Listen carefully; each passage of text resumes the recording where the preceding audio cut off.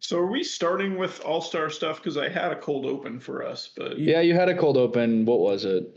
let me go back and look. I don't know. John, are you recording? Yes. Oh God, yeah, it was the clip, the Mr. Med clip. Oh, right. We should probably talk about that, huh? Yeah. I mean, Carlos Mendoza no longer manager of the Mets, but like, is that what we want to talk about? No, I don't care. Yeah. Congratulations. It's a lost season for them. You have once again created a season where none of your fans care about your team. You've also wasted another year of having stars on your team. I don't understand why people keep signing with the Mets, is my real thing. I don't understand how much longer of a leash we're going to give David Stearns. Like, what more do you need to see to prove to you that he doesn't have it? Well, my thing is like, does he not have it? Or because he keeps putting together teams that should win baseball games, and then they just end up not.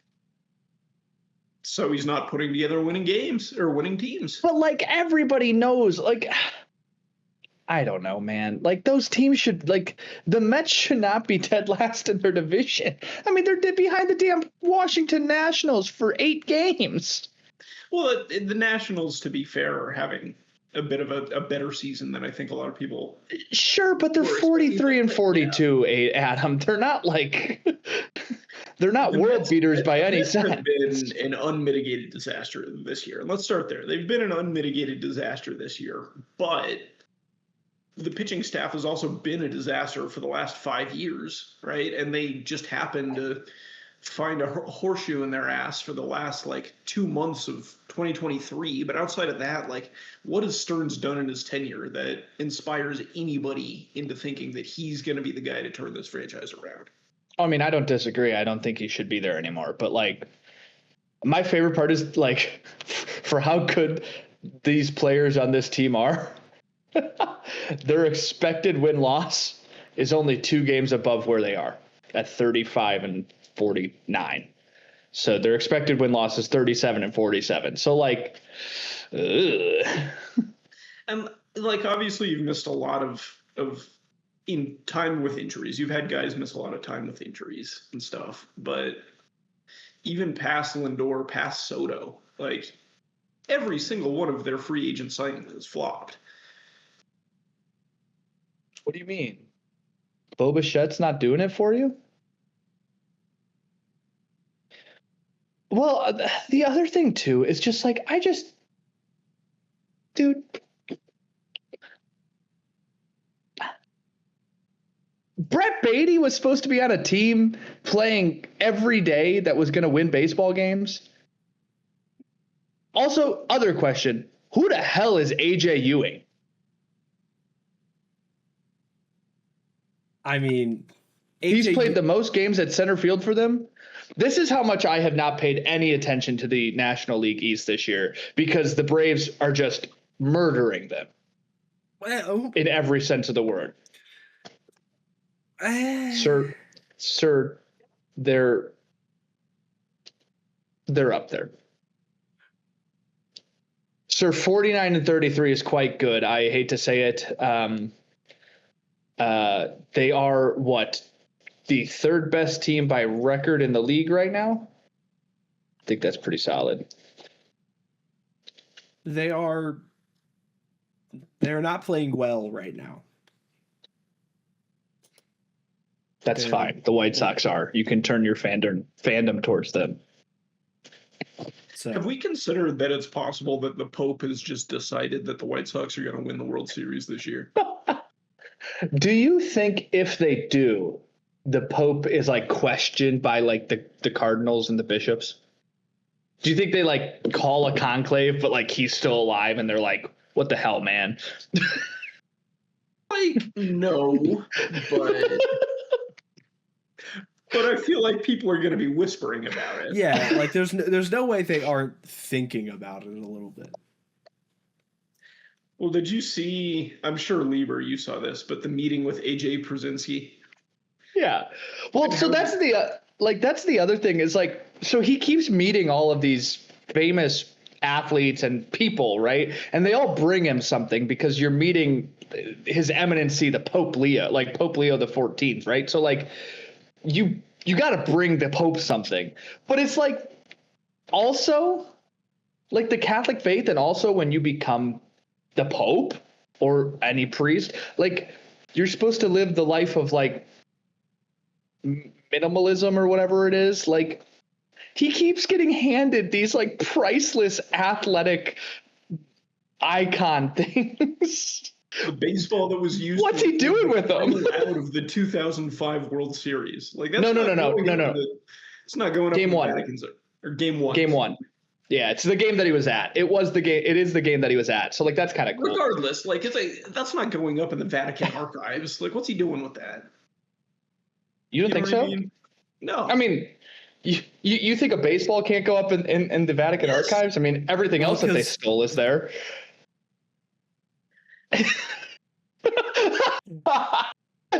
all three of us went, oh yeah. I was about to be like, well, they haven't played baseball in the Vatican. I'm like, well, they haven't done a lot in the Vatican, and they have a lot there. Yeah. Hey, who says we can't play baseball in the Vatican? Not the Pope.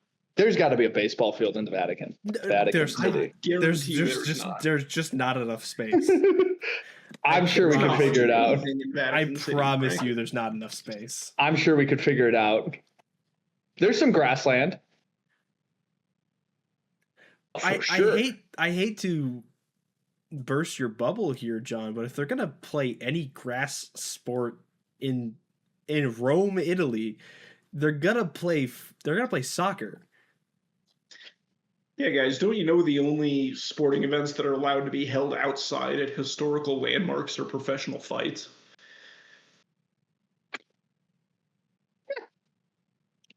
Anyways, I'm just going to say if Pope Leo became the Pope on May 8th, 2025, then the Chicago Bears decided they were the best team in the league. And now the White Sox are somehow not losing 120 games. So somebody may have a correct theory, and that person may be Adam Busak. Oh, God. You're calling the Bears off-season champions once again. Well, I mean, not champions, but, we had a good year last year. Hang the banner. Hang the banner. Something they don't do in Denver.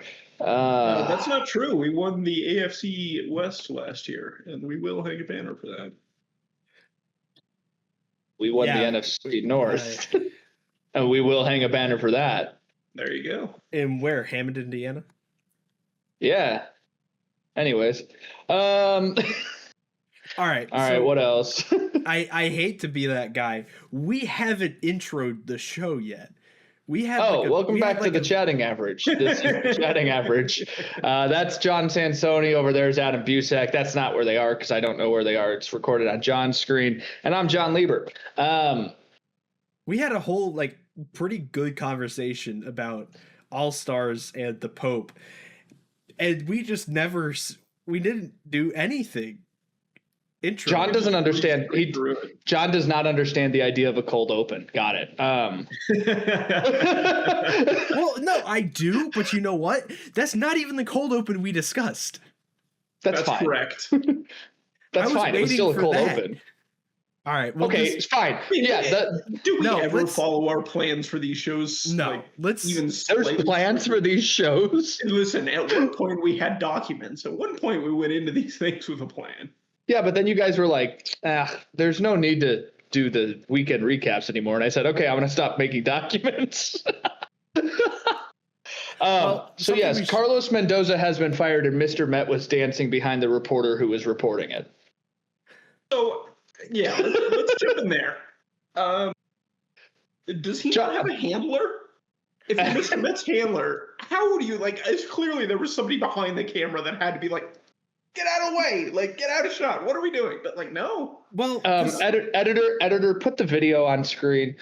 Do you not think that the handler is just Mrs. Met? Also, have we thought about the fact that I'm sure Mr. Met's portrayer, the guy in the suit, John, I'm sorry to tell you this, but Mr. Met is not an actual baseball. There is a guy in a suit.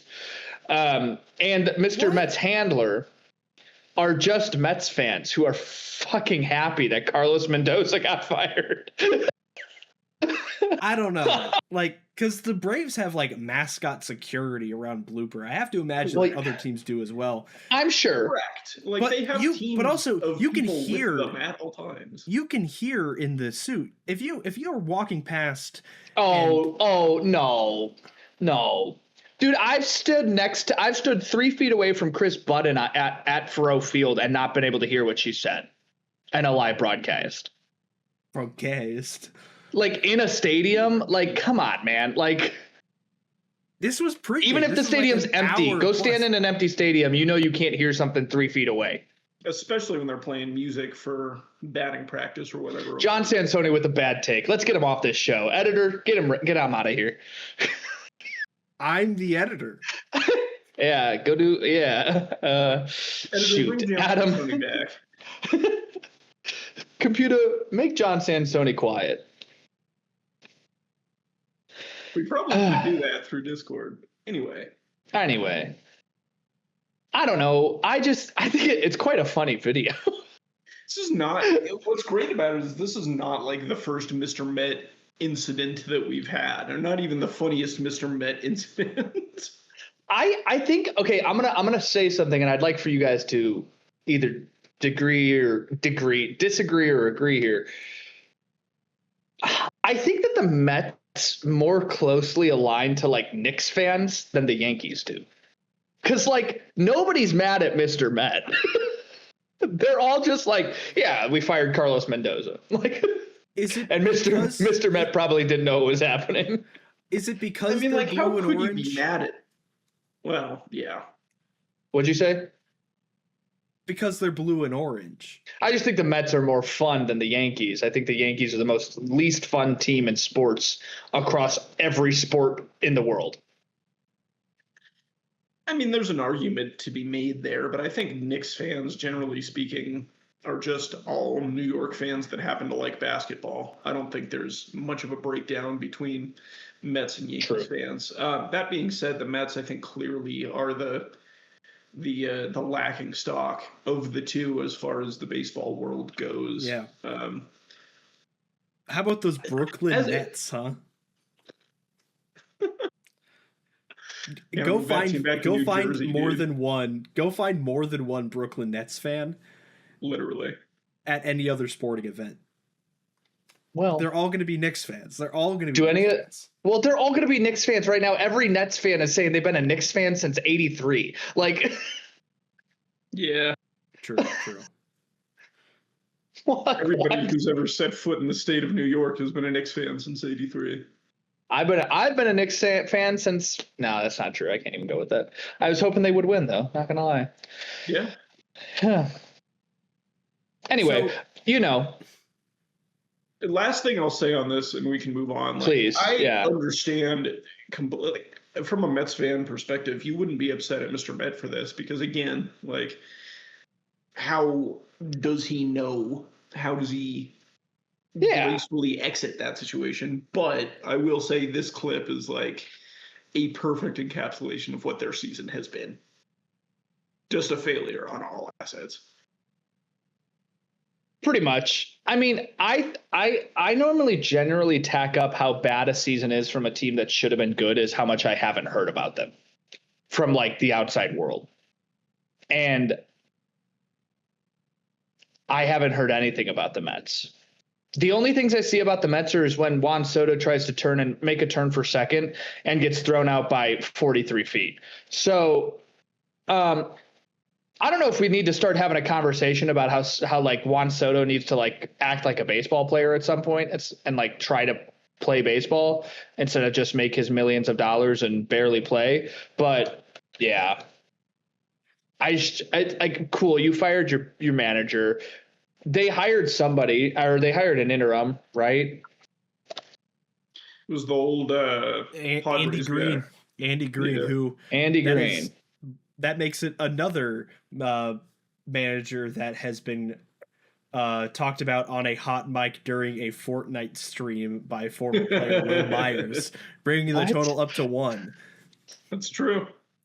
I will say in his 3 games as manager, he's 1-2. So I don't know how much better this guy's going to be. No, just kidding. He's the interim. He either it doesn't matter how he does. No. Like, that's the thing about an interim manager, and especially with a team with expectations. Like, his job, or a team that no longer has expectations, I should say, his job does not matter. He's just there to be the adult in the room. He's probably not in consideration for the full-time gig next year, and he kind of went into this job knowing that, right? Like, he's just there to make sure that the clubhouse doesn't burn. And that's a pretty cushy job to have. Yep. Are we good on Mets? The Mets aren't good on Mets, but I am. True. So Sonny Gray went 7.1 of no-hit baseball last night. He also becomes the 7th active pitcher to cross 2,000 strikeouts. Thoughts on Sonny Gray? Were you rooting for the no-hitter last night? I was watching it. I was watching it last night, and after the whole fiasco of waiting for the Travelers Championship to end on NBC, and trying to find NBC Sports Network, which I can't say I've ever navigated there willingly, it amounted to a lot of me just wondering how long Roger Clemens could maintain his composure while watching this happen, because this was a very good performance. Obviously, the Yankees are starting to hit that swoon. Towards the end of the month, they're really, this is pretty common for a lot of these teams to start to hit a patch midsummer where things just don't seem to be going right. Even so, Sonny Gray has, over his past, I think, 8 starts, has had just fantastic stuff and immediately becomes one of the most lucrative, I think, trade options on the market, because it's an open secret that the Red Sox should at least trade. Whether or not Craig Breslow decides to is a different conversation, but Sonny Gray immediately rockets to the top of, at the very least, the Red Sox's pieces for sale. Yeah, this season he leads the league in wins. That doesn't matter. We're not in 1963 anymore. But like a 2.69 ERA in over 15 starts, almost 84 innings. Like, I mean, it's Sonny Gray. I think the fact that he's got, what do you guys think? Probably one of the best curveballs in baseball still at age 36. The age does not matter. Age 34, 203 strikeouts over 166 innings. Age 35, 201 strikeouts over 180 innings. Like, the guys. That's exactly what I was just looking at. Right? Yeah, this is year 13 in the league for Sonny Gray, and he has his 3rd highest ERA plus this season, which is insane. That is kind of crazy. 162 in 2019 with the Reds, and I don't know, man. Those 2 years when he was on Minnesota, I did not like having to face Sonny Gray. It's kind of crazy that he's only been an All-Star 3 times in a 13-year career. I guess this year he'll probably get picked again, so 4-time All-Star, but that's kind of wild.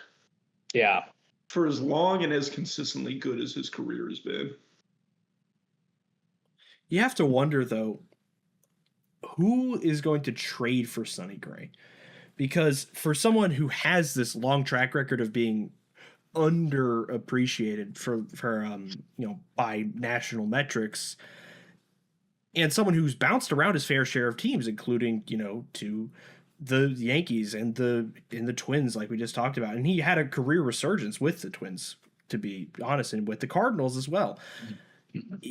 Who is the market right now for Sonny Gray at his current state?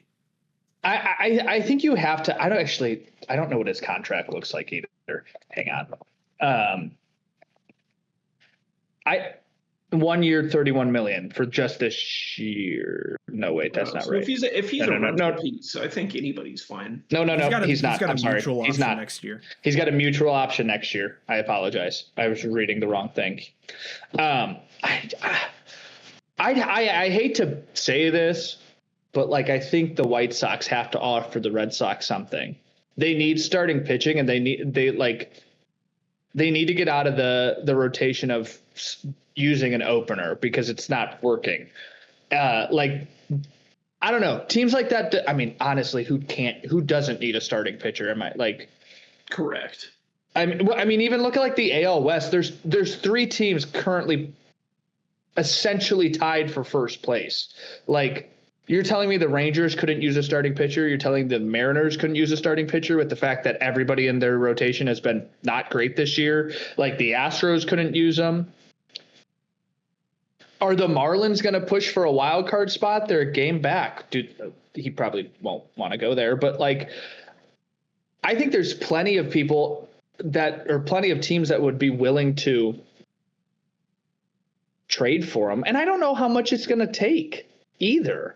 Really? I mean, he's going to be 37 next year. Like, I don't know. How does a mutual option work? Do they have to both agree? What is that? Yes.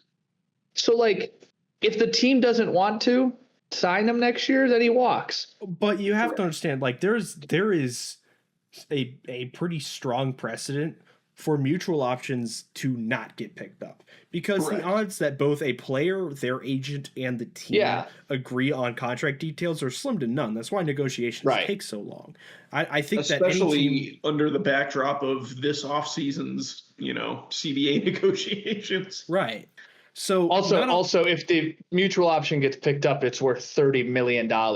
So I have a feeling no team, including the Red Sox, will be taking that. Well, another thing to consider here, Sonny Gray has a no trade clause, and he's at the very least indicated that he is open to discussing waiving his full no trade protection as of last Monday. In a quote from Tim Healy of the Boston Globe, he said, quote, "If someone came to me from the Red Sox and made a decision that that's the direction the team's going to go, I would be open for a conversation." But he didn't say if geography would play any sort of decision in it. So it seems like a pretty wide open path, but you have to understand, a team that acquires him is going to pay roughly $10 million for however much time they get left of him, which is, at least from this article by Jeff Passan, roughly the same as what Tarek Skubal would make over that same period of time. And you have look to, at go ahead.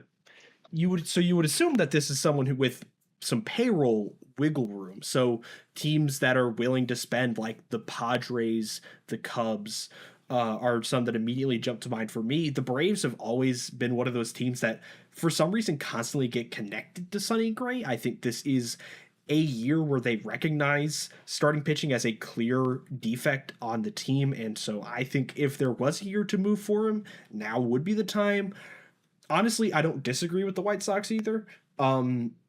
I think the White Sox will be getting a starting pitcher at the deadline. I think that's something that you can kind of lock in. But I think the other question comes to the fact of, just like every year, there's about 10 starting pitchers who will probably be traded. Like, and this year, I mean, arguably the first one already went with David Peterson this past week. Right. Kevin Gossman, Dustin May, Eduardo Rodriguez, will Sandy Alcantara finally get traded? Trevor Rogers, like Casey Mize, Joe Ryan, Tarek Skubal, like all of these guys theoretically should be on the damn trade block. Who knows how many? There's certain teams like I will be amazed if the Tigers trade both Mize and Skubal. But they could. They're 9 games back of the division right now, 6.5 back of the wild card. But in their front office, back of the mind of the front office, they're thinking, 2 years ago we went on an insane run and made the playoffs. We could just do that again once everybody's healthy. And they've been a team that's just been ungodly unhealthy this year. So like, I'm interested to see how that goes. But I don't even know where Sonny Gray ranks as in tradable deadline pitchers for me.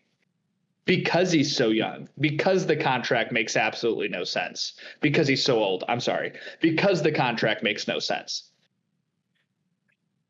I think a lot of teams are going to look at it as a 1-year rental and just assume that they're opting out of it. Oh man, Brazil with a walk-off. That's incredible. No, Japan. I think that teams are going to treat it like it's a 1-year deal, and I think he'll get moved at the deadline. I don't know that he's going to be in the elite tier of arms that are moved this offseason, but I think he's going to at least be in the B+ tier. I agree. I mean, I think whoever gets him has a great offseason or a great deadline. I think that can change. I mean, I don't know how many teams he's a top 3 starter on, but I'm sure it's a good amount. Like, so.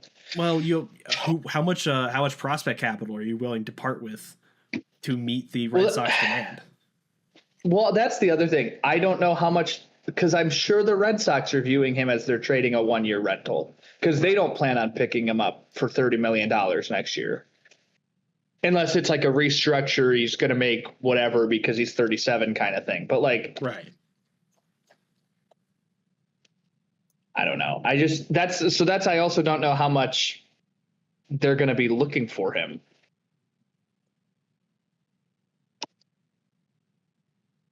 I don't know. Yeah. It's a tough situation to kind of suss out, because it's really a very weird position for the Red Sox, because that is a team that is so averse to admitting that they're bad and actually selling. Yeah. But you already got rid of Alex Cora. Like, how much more do you have to demonstrate to yourself that it is over? Well, I also think it's really funny. They just swept the Yankees, and they're still 12 and a half games back in the division. Like, but and one of the worst things they could do is see that as, but we can control, but now we can win. We're back. No, correct.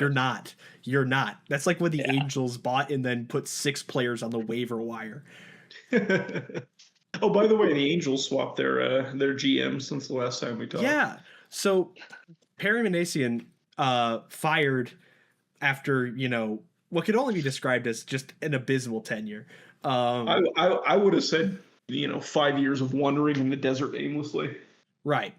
And so John Mozeliak, former Cardinals general manager, is taking over as the interim. And at least last I checked, has not talked with Arte Moreno, the owner of the Angels, yet. Is he really the owner? Yes. How do you not talk with your own interim general manager? Who hired him? The president of baseball operations? Like, how do you not consult at all?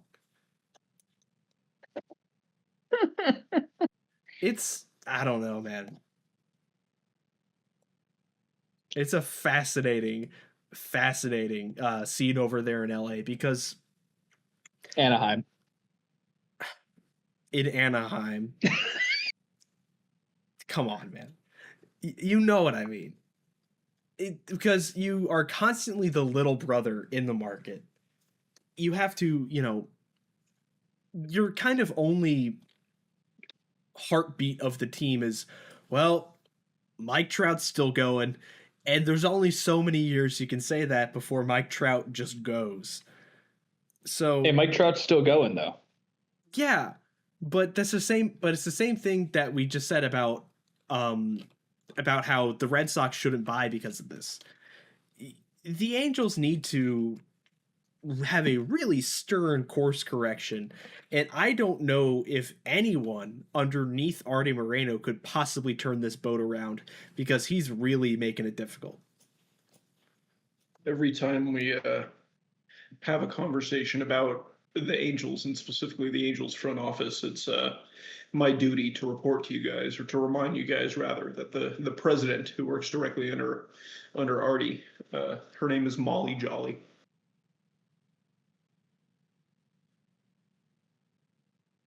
Thank you for doing your duty. Really? I swear to God, that's her name. Okay. I'm sure she's a great person. What's he gonna say next? Jolly. If you Molly as a Jolly. parent have the last name, I think that's her married name. I believe that's her married name. Okay. Because if it's not,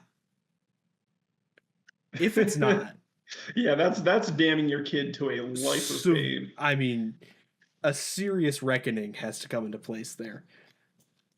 26 year with the organization. What the hell is this? The Rockies? Oh yeah, we've been failing for 26 years. Let's hire the person right under the guy we just fired. Anybody, just as a blanket statement, anybody that has been working for the same organization for over 2 decades and has won nothing in those over 2 decades, if the franchise has won nothing in those over 2 decades, that person probably isn't qualified to run the organization. I'll just put it that way. Hey, I mean, Carpino spent 22 years there, so she's been there longer than him.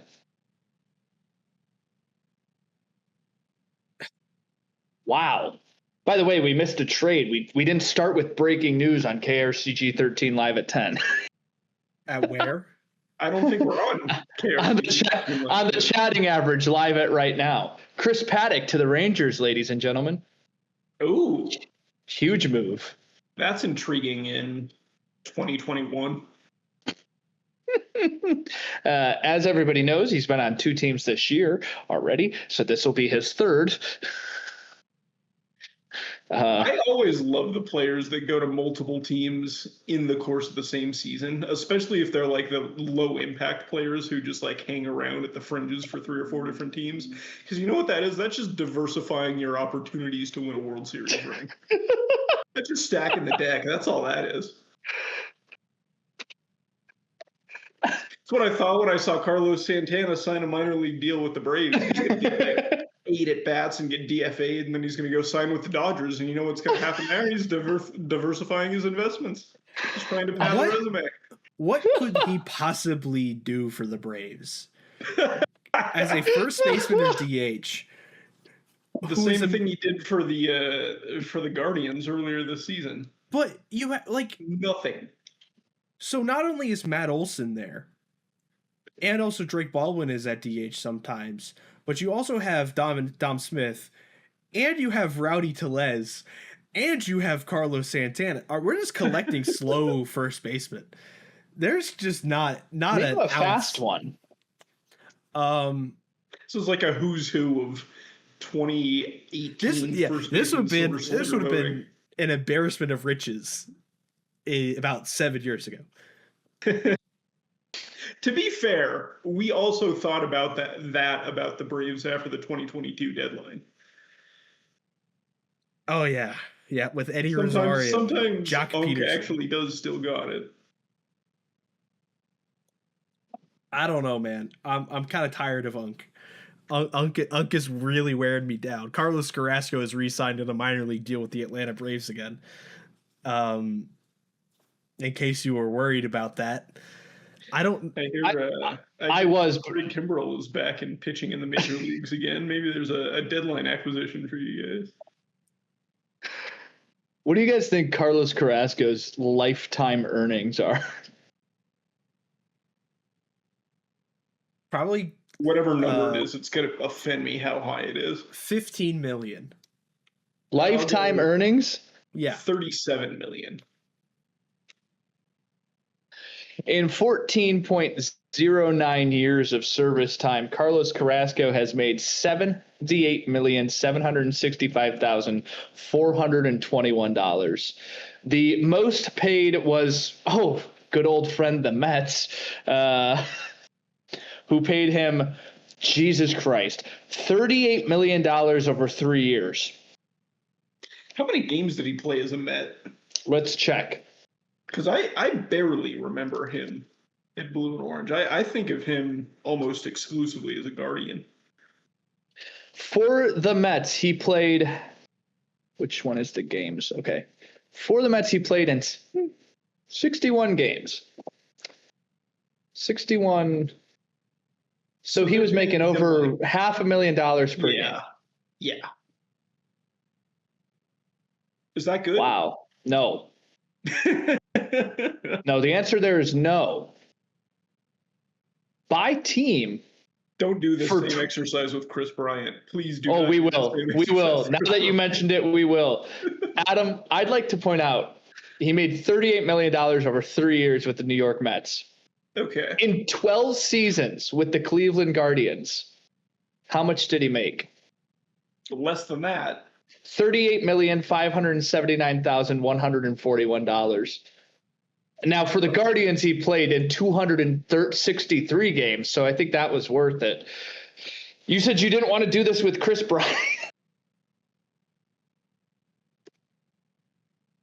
Adam, what is Chris Bryant's lifetime earnings?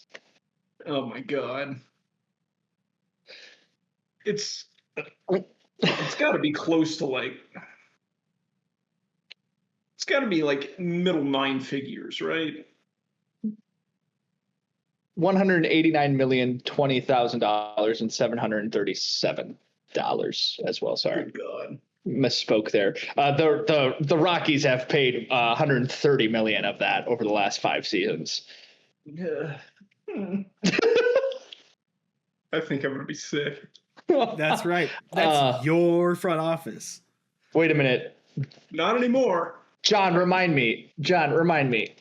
Chris Bryant. Mm-hmm. How many games has he played for the Rockies in those 5 years? Well, gee, John, Adam, can you take a guess? Do you know the number? It is over 1 season. I was going to say it's over a season, but I know it's barely over. I would guess like 145.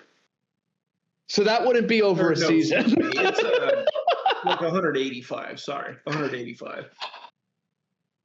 It's 170. Which means you've been paying him $764,000 per game. That he's played. So far. So far, that is true. The contract goes for a while. 5 of him on the team, year 4, year 5. This should be year 5, I believe. I don't know. He's not. This would be year 5 if he plays. Technically. If he plays. Hey, but he was going into spring training in the best shape of his life. People forget that. Yeah, and then what? His back blew up again or something? Well, then he went on an interview and was like, it just hurts to sit. Yeah. He has David Wright syndrome. Like, he will never play a baseball game again. Adam, there's good news, though. You only owe him $54 million in 2027 and 2028. Ooh, and then he's a free agent. So he's definitely going to sign somewhere.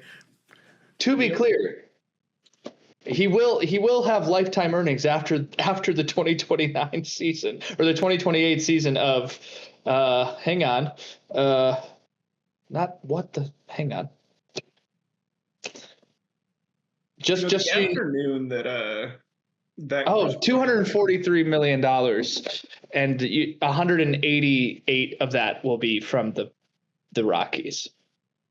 The afternoon that the Chris Bryant free agency signing was announced, I genuinely fell ill. Like, because of that? Wound up with like 103-degree fever and did not go into any of my classes the next day. And I'm not saying the two are related, but I am saying they happened on the same day.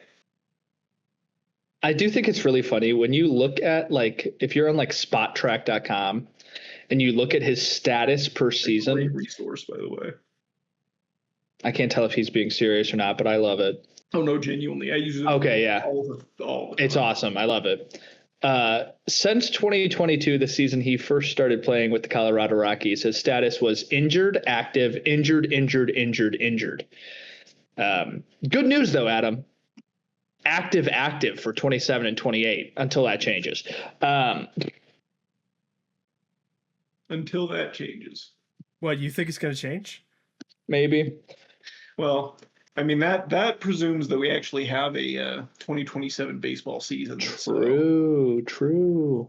I don't think we're quite locked into that yet. Which we probably won't. Adam, what's it like to not be leading your division? You get used to it.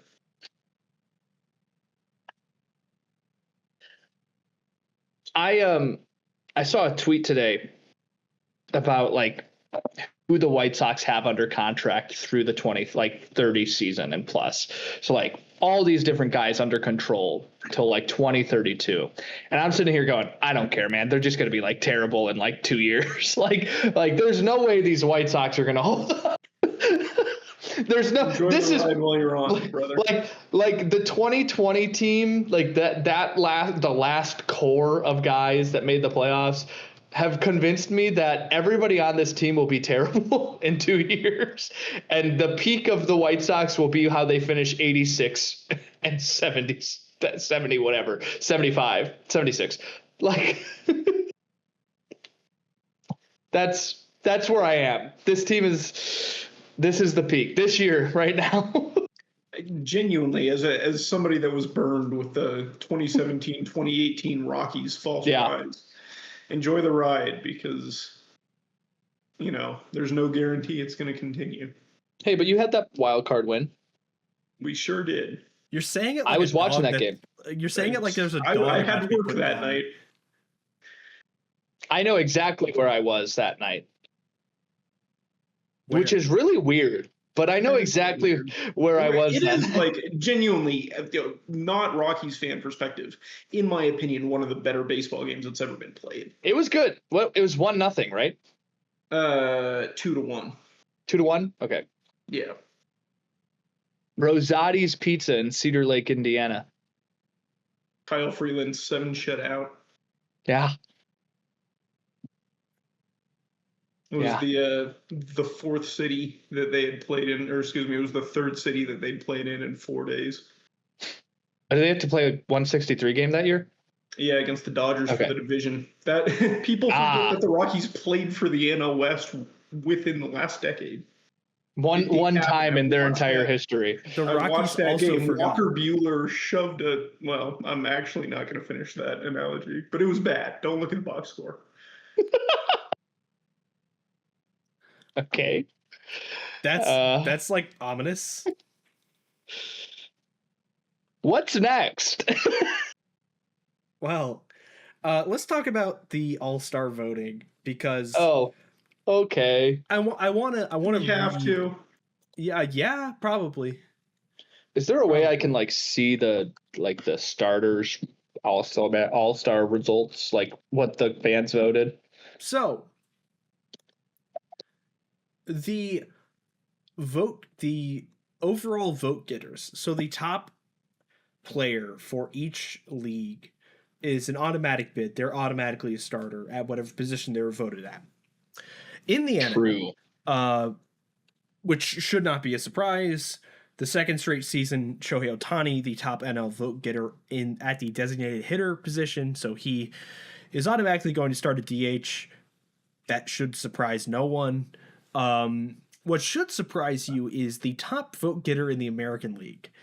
And you might be thinking, okay, this could be Jordan Alvarez. This could be Aaron Judge. This could be Mike Trout, Bobby Witt. Ernie Clement, the second baseman for the Toronto Blue Jays, got 3,232,932 votes.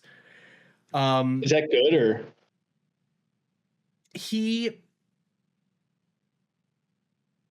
is not really. You know why? Because Ernie Clement.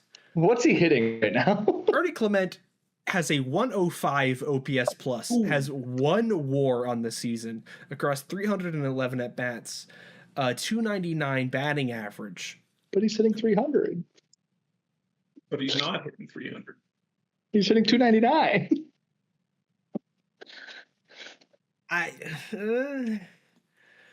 Look, if there is a trend to talk about here in this All-Star ballot, the Blue Jays fans they have somebody in the top 2 of every single. They have at least every one single position finalist at every position, and almost none of the Blue Jays deserve it. It reminds me of that one. I want to say it was like 2015. Yeah, where it was the entire American League starting lineup was Kansas City Royals, and the entire National League starting lineup was Chicago Cubs. Yeah. Like, what is Addison Russell doing here, bro? Let's get Kendrys Morales out of here. If you're listening to this podcast right now, go to MLB.com and vote for Shea Langoliers, Ben Rice, Junior Caminero, Bobby Witt Jr., Yordan Alvarez, and any combination of Aaron Judge, Mike Trout, Byron Buxton, and Cody Bellinger. Do not let the Blue Jays start the All-Star game. Please, don't let it happen. You get one vote per day. America 250. What an embarrassment that would be. You get 2 votes or 1 vote per day. Make it happen. Vaughn Grissom ranked 10th in second baseman vote getters. What the fuck? H, how does that make you feel? For Angels first baseman Vaughn Grissom. Former Red Sox prospect Vaughn Grissom. Former Braves shortstop Vaughn Grissom. He's got .1 WAR.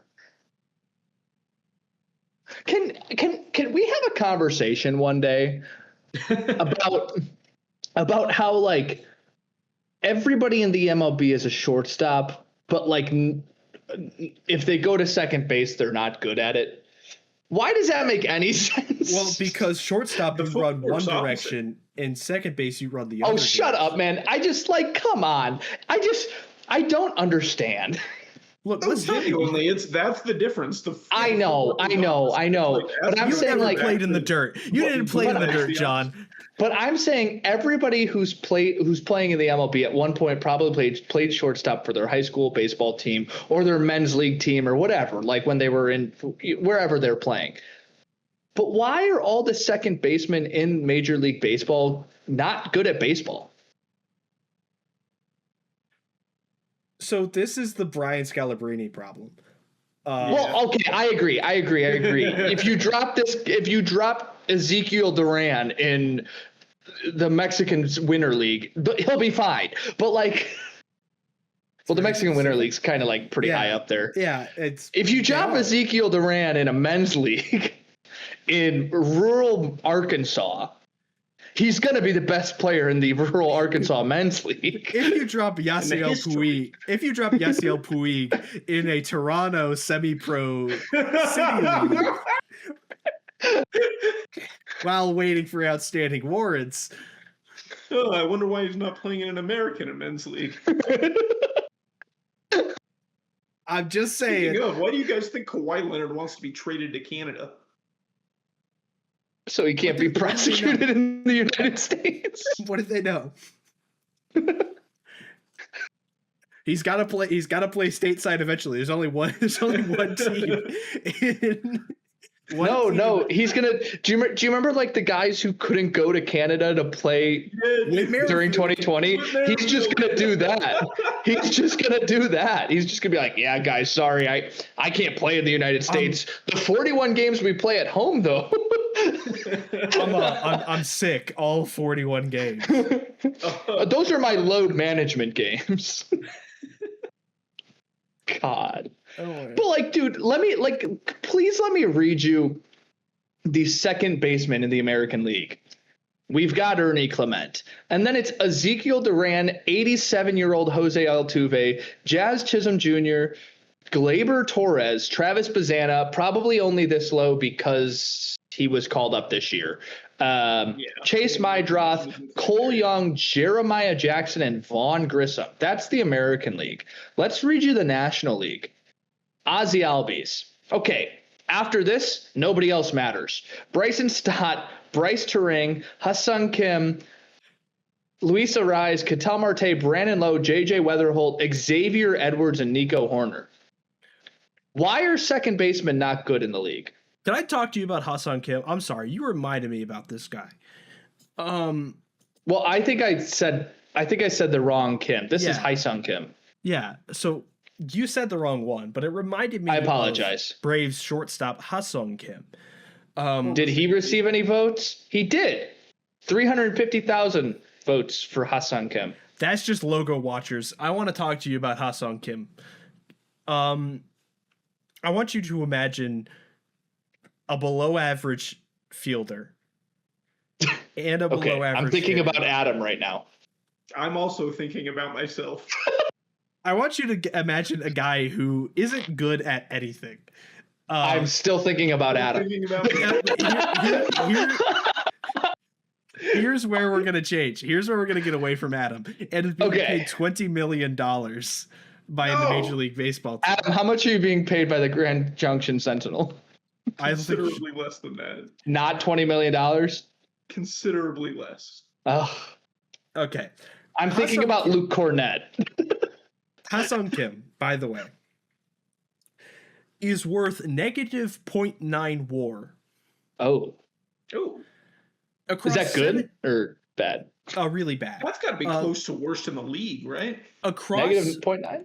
Across 73 at-bats, 5 hits,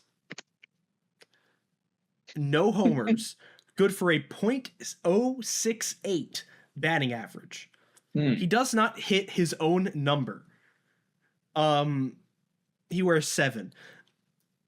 4 runs, 3 RBIs, 1 stolen base, a 171 on base percentage, a .068 slug, good for negative 28 OPS plus. And Walt Weiss, the manager for the Atlanta Braves, said that this last series was a really good time to give him extended run, and he started all 3 games.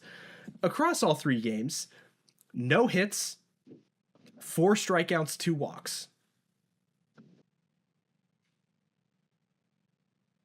Is that good or?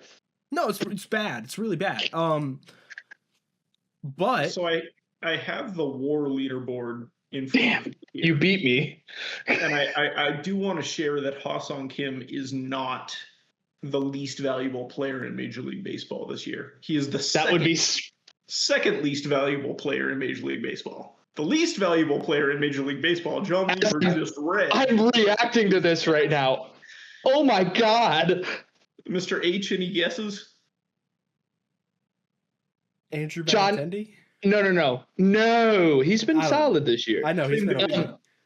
John, he has 332 total plate appearances this year.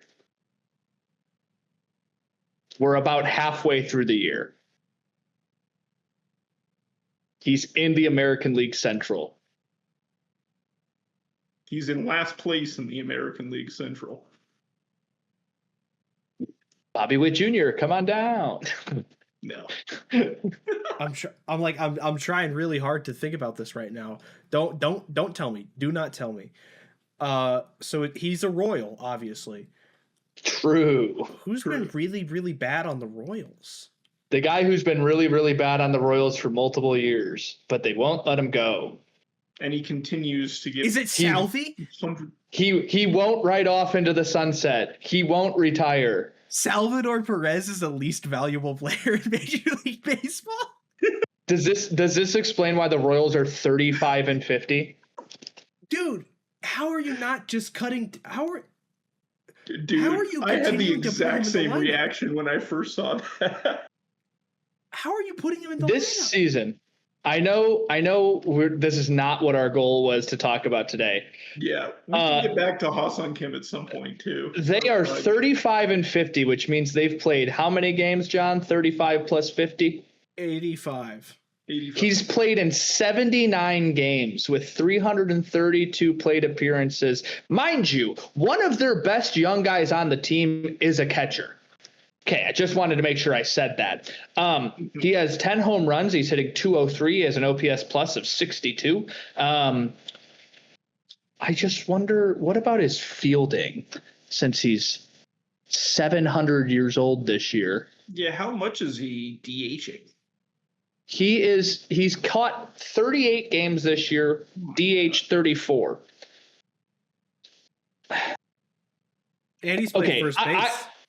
I can't speak on Salvador Perez unbiasedly because I think he should have retired 10 years ago.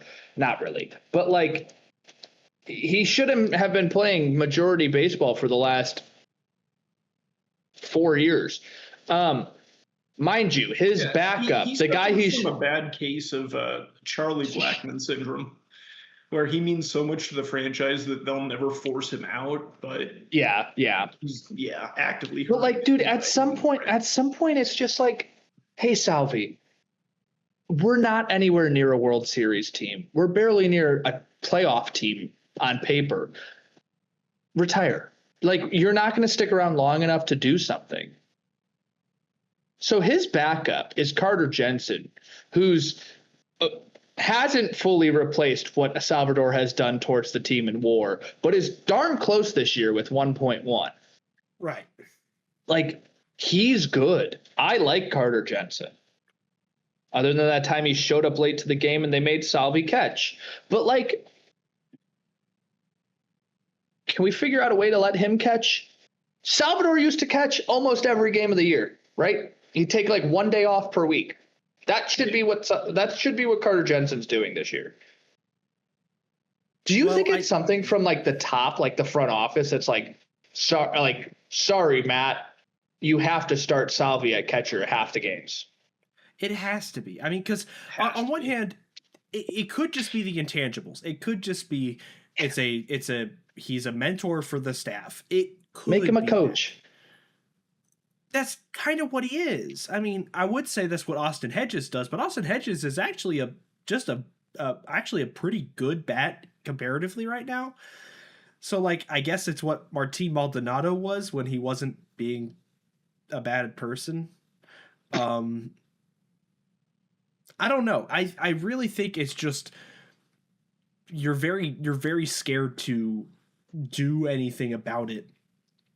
If there's a way that Salvador Perez leaves the Kansas City Royals, he will retire in the offseason because the writing's on the wall and he knows as much as everyone else that he's not performing. And I promise you, he knows. Like, baseball players are acutely aware of their performance, and a veteran like that is, absolutely well within those ranks.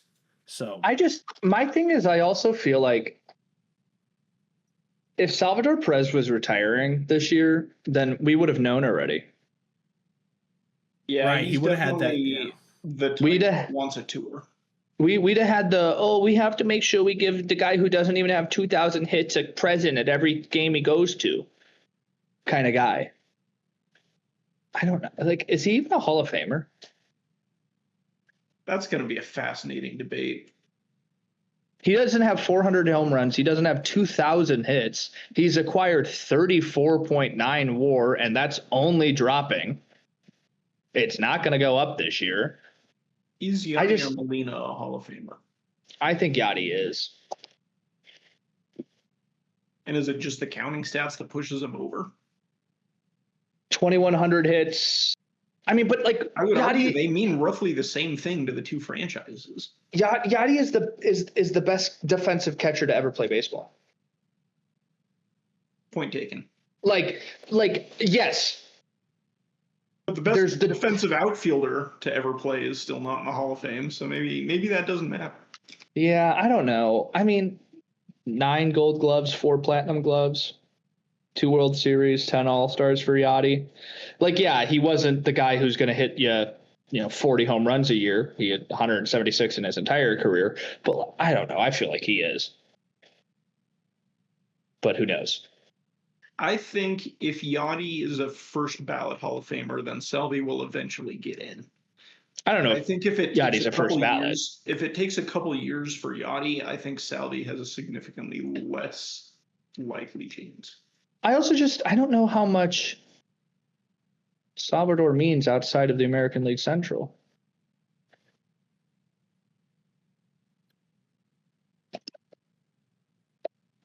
I don't know. I think when it's all said and done, the important part of the Yadi versus Salvi debate is making people across the state of Missouri entirely insufferable online.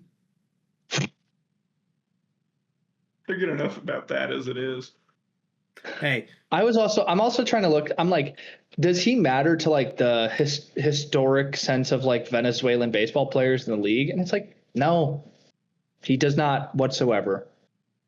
Historic legends: Miguel Cabrera, Johan Santana, Andres Galarraga, Luis Airparis, however you say his name, Felix Aparicio? Hernandez. Well, Yes, of course thank he's you. not a historic legend because he hasn't stopped playing yet. Well, I know, but like, and then you look at the current stars: Ronald Acuna, Luis Ariz, Jose Altuve, William Contreras, which also means Wilson Contreras, Jackson Chourio. Like, I don't know. I don't even know if you get the points of being like, yeah, you kind of paved a way and helped people pave a way for Venezuelanness in the United States or in the league. But like, yeah, I would think he counts. I mean, I would really think he counts. You know, I don't know. That was not the point of that conversation, but. John, did you closing thoughts on Ha-Seong Kim? Yeah, I was saying, did you want to finish up your Ha-Seong Kim thoughts? They need to cut bait immediately. Not only is Jorge Mateo a better player than him right now, and he just has to ride the bench, I bet Kyle Farmer could play better than him. And right now he's rehabbing and getting time at catcher on his rehab assignment. Not only that, so Drake Baldwin can't play catcher anymore. Got it. Obviously, Jim Jarvis is better than him at AAA. Jim Jarvis is like 23.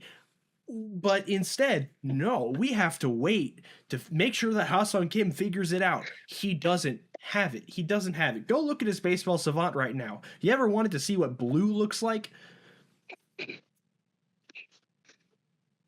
I can't. John speaking to the colorblind people of the world. Let's go to the grid. Adam, what's the grid? The Immaculate Grid is a 3x3 grid of Major League Baseball players. The cross sections that overlap today are from left to right. Toronto Blue Jays played third base minimum one game, 30-plus stolen bases on the season from top to bottom. The franchise formerly known as the Oakland A's, the Chicago White Sox, and at the bottom, the Detroit Tigers. Where do we want to start today, gentlemen? I have started with the White Sox third base with Andrew Vaughn. I would have done Nick Senzel. Okay, well, I already put it in, so. Okay, that's okay. I have a Tigers third baseman. Please. Ryan Kreidler. Kreidler. I know how to spell it. He plays on the Twins. The Twins now, yeah. How about Jed Lowry for A's third base? Sure. What about Aledmys Diaz? Oh, that's Adam, good. your pick. I was gonna nominate Jed Lowry. So do Jed Lowry. That's two for one. All right. We need the entire Blue Jays column and the entire 30 stolen base column. White Sox Blue Jay.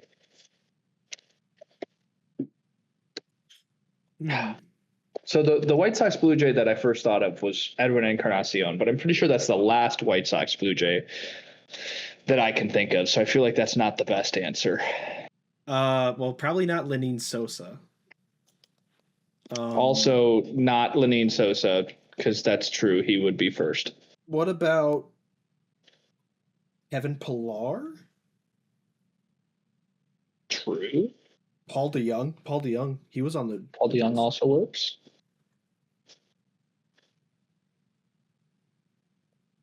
Adam, any thoughts? Yes. I have a 30 stolen base. Okay. Oakland A. Please. Asterio Ruiz. 7%. Could you put Aledmys Diaz for the Athletics Blue Jays? Please. Aledmys. We will go with Paul DeYoung for Blue Jays White Sox. Okay. So we need Detroit Blue Jay and then 30 stolen bases White Sox in Detroit. I'll work on the Detroit Blue Jay. Detroit Blue Jay and then stolen bases. Stolen bases for the White Sox and the Tigers. Tigers stolen bases? Oh. Who does that for them? Anyone? God, I just don't know any Tigers. He's never met a Tiger in his life. I have a White Sox 30 stolen base season. It's Alex Rios.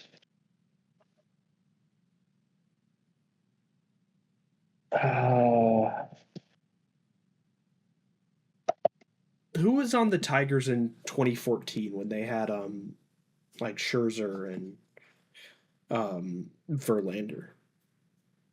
David Price was on that team as well. Yeah. Who like Rick Porcello was the other one, I want to say. Yeah. Stolen bases. He won a Cy Young at some point. Yeah. Because what? Who would have been fast there?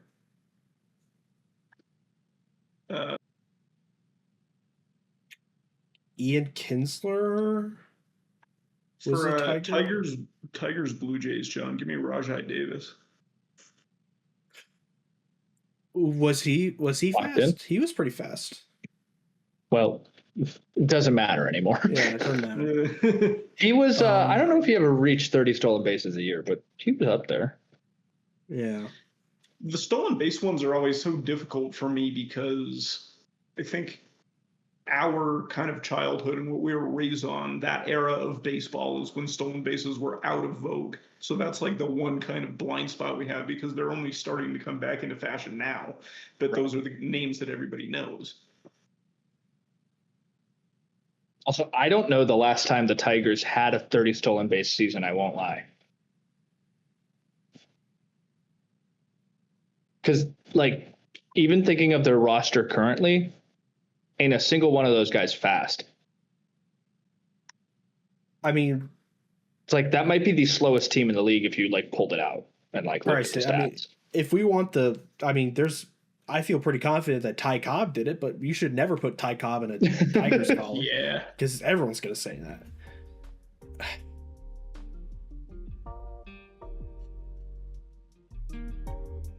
Who else is a Tiger? That's a great question. Guys, I'm going to be fully transparent right now. I've been going season by season on the Tigers to find a 30 stolen base guy. I'm in 2004.